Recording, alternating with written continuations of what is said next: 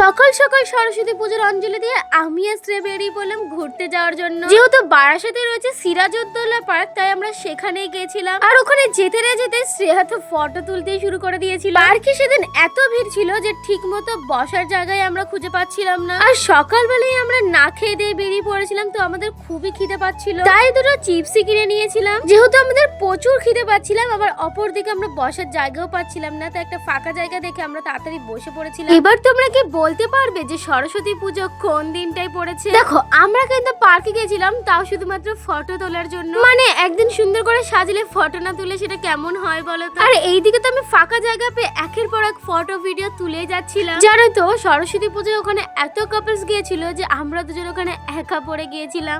যাই হোক, তারপরে দুপুরবেলা ওখান থেকে বেরিয়ে আমরা একটা দোকান থেকে বিরিয়ানি কিনে এনেছিলাম। তবে সত্যি কথা, ওই দোকানের বিরিয়ানিটা যে এত সুন্দর ছিল, আমরা ভেবেছিলাম পরের বার থেকে ওইখান থেকে বিরিয়ানি খাবো। না না, এখানেই শেষ নয়, আমার সরস্বতী পুজোর ব্লগ এখনো আরো আছে। আজকের জন্য এটুকুই, দেখা হচ্ছে পরের ভিডিওতে। টাটা।